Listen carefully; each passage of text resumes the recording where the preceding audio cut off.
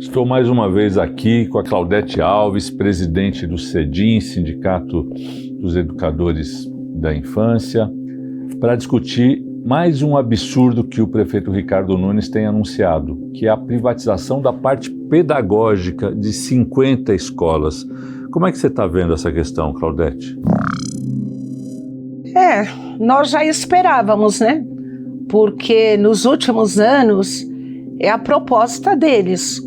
Intensificaram na educação infantil, trouxeram a experiência do liceu. Tem uma questão que eles dizem que é uma preocupação pedagógica, mas na verdade é passar a verba pública para a iniciativa privada, porque assim, peguemos o modelo do liceu, não é a proposta pedagógica do liceu que eles trouxeram para a prefeitura, não, eles compraram, eles pagam as mensalidades que o liceu cobrava dos alunos com os alunos da cidade que deveriam ser atendidos pela prefeitura. Então, isso é a privatização pedagógica, mas a privatização real mesmo da educação, porque esse custo sai da onde? É da verba da educação pública. Então, eles estão adentrando a verba pública, é isso. Mas, Claudete, o IDEB na cidade de São Paulo já foi maior, já foi melhor. Sim, já. E caiu. Se ele foi melhor com a rede pública, com os professores, com os diretores que estão aí, porque esse é o argumento que eles estão usando, que é para melhorar o IDEB com a rede privada, mas a rede pública já teve IDEB maior. Então, onde está o problema? Então, é falacioso, Donato, tudo isso, porque assim, peguemos a questão do modelo que eles colocam que foi exitoso do liceu, né? Educação infantil e fundamental. Eles apresentam como indicador de satisfação a prova São Paulo, não é essa aferição nacional. Primeiro é isso. E segundo, quando você compara o número de alunos por professor dessas instituições particulares, inclusive essas que eles estão sondando e dizendo que poderão estabelecer essa parceria, o número de alunos por educador é bem diferente. Na rede pública é bem maior. A questão da segurança nessas escolas tem. A questão, por exemplo, de obras durante o período letivo, que nos últimos 2 anos a rede teve que conviver com as obras assodadas no período letivo, barulho, insegurança, enfim. Então é preciso atentar a isso, né? Nós tivemos, numa medição, chegamos a 6 no IDEB e na gestão dele caiu para 5,7, 5,8, né? E que é uma diminuição muito importante. Só que eu acho que precisaria ter um debate, se fosse possível, uma CPI, ou um encontro republicano para debater exatamente quais são os problemas das escolas públicas de São Paulo por terem caído no IDEB. Aí nós vamos encontrar qual é o problema. O problema não é o diretor, o problema não é o professor, tem a questão pedagógica, mas quem é responsável pela política pedagógica? É o governo de plantão, é a secretária. Agora, se o secretário apresenta uma redução nesse número, a culpa é do professor? A culpa é do diretor que está lá na escola? Não é. Obviamente, é a política implementada pelo governo de plantão, né? Claro. Então, é bem complicado. E você percebe na gestão da Secretaria de Educação uma aproximação maior com as diretrizes privatistas também do governo do Estado, do secretário Feder? Ah, sim. Caminha a passos largos fundir a política educacional no Estado. Então, a prefeitura se aproxima do desmonte que fizeram no Estado, visando a privatização e colocando o professor, o diretor como responsável, e não eles que são os gestores responsáveis, né? Então a gente vê a própria proposta de municipalização das escolas, as próprias avaliações, premiações, critérios, exigências. Então, caminha-se a passos largos para que você tenha uma única política educacional no Estado, incluindo a capital. E o maior exemplo disso, o Tarcísio, quando ganhou, o governo do Estado, quem ele trouxe? Ele trouxe o Bruno Feder, que era secretário estadual de Curitiba. E a gente sabe de todos os desmandos, de todos os descalabros, autoritarismo, enfim. E agora, o prefeito reeleito, ele traz quem? Para ser a secretária, e com uma novidade, secretária pedagógica. Porque antes não existia isso, você tinha o secretário da educação. Aí eles, para contemplarem, penso eu, as alianças políticas, eles criaram outros secretários. Então, secretária adjunto, secretária executivo. E agora eles trouxeram a ex-secretária municipal de educação da cidade de Curitiba, do mesmo grupo político, para ser a secretária pedagógica da Secretaria Municipal de Educação.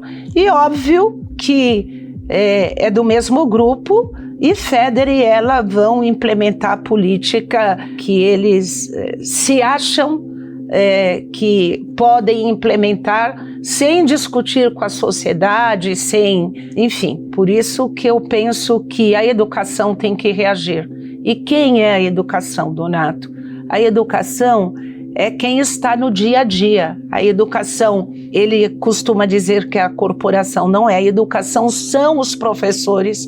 Por mais que acham, não, professor se acha, professor é aquilo, todo mundo passa pela mão de um professor. Desde a educação infantil, os políticos passam. Aliás, acho que a gente tem que pensar em mudar a didática, porque assim, a gente está formando quem, Então, a educação são as crianças, os alunos, os educadores, os professores, diretores, quadro de apoio e as famílias. Então, esse lado tem que ser ouvido e tem que participar do diagnóstico, não pode ser de cima para baixo. Eu penso que é o setor do Estado, e até mesmo antes da saúde, mais vulnerável, mais delicado, que se tem que ter olhares mais responsáveis, porque tudo parte da educação. É daqui que se forma tudo. Então, a educação não pode ser experimentos. Então, a gente vê essas atitudes, essas propostas assodadas como, vamos experimentar. Como se a educação fosse uma goiabeira, entendeu? E não é goiabeiras. Claudete, você que é presidente de um sindicato importante, como é que os sindicatos estão se articulando para resistir a essas medidas? Então, no âmbito do município, nós nos unimos, os 3 sindicatos específicos da educação, CEDIM, CIPEM e Sinesp, e criamos o COEDUC, que é a coordenação dos sindicatos específicos da educação. E vamos conversar, estamos já iniciando tratativas também com a POSP, no sentido de nós formularmos uma resistência a tudo isso, a esse desmonte e a privatização da educação pública. Porque assim, todo mundo precisa da escola. Se você me permitir colocar um paralelo aqui.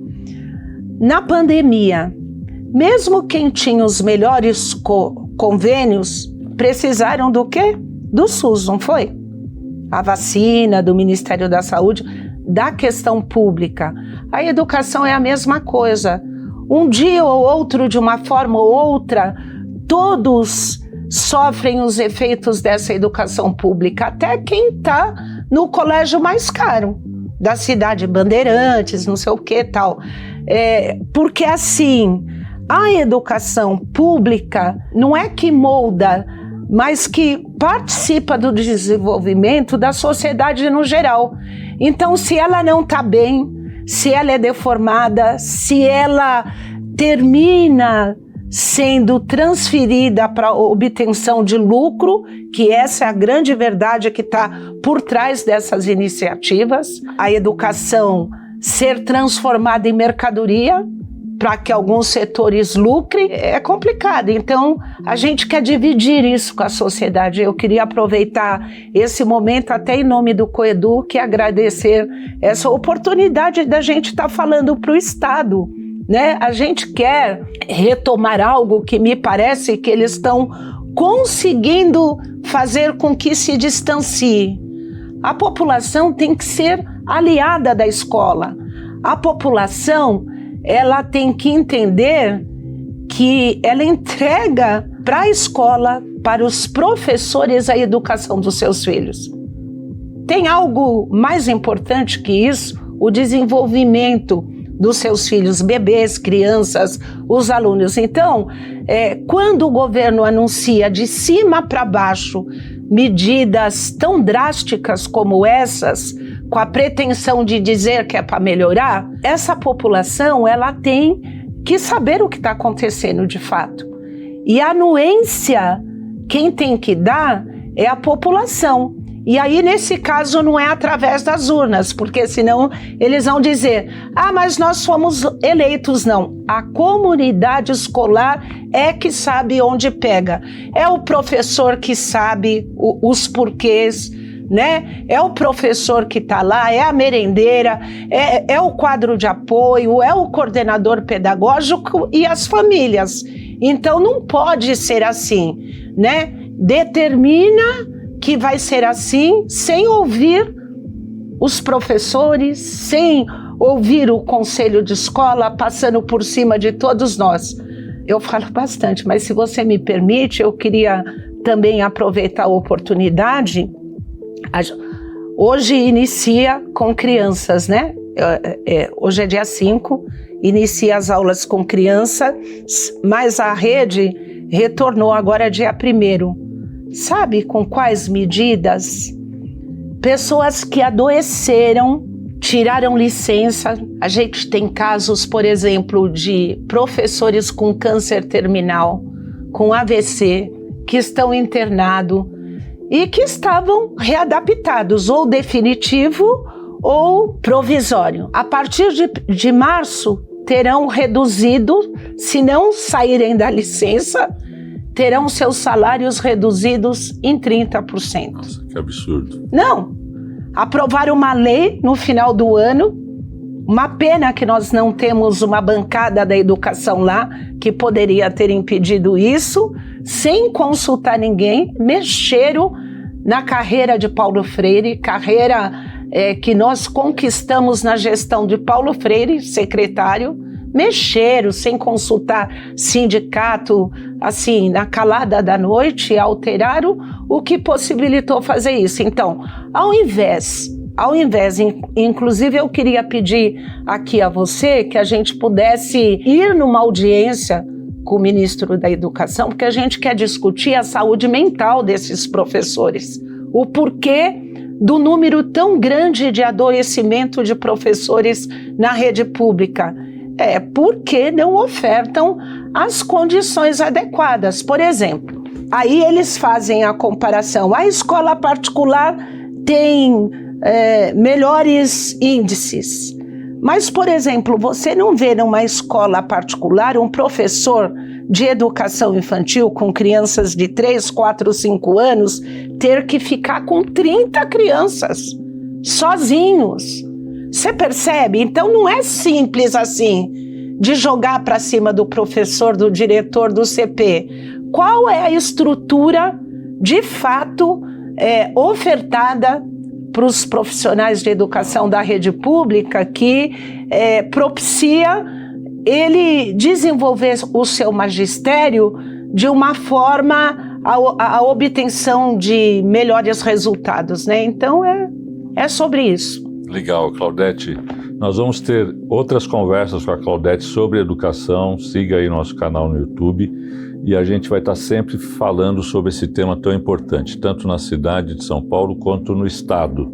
Nos acompanhe. Muito obrigado, Claudete.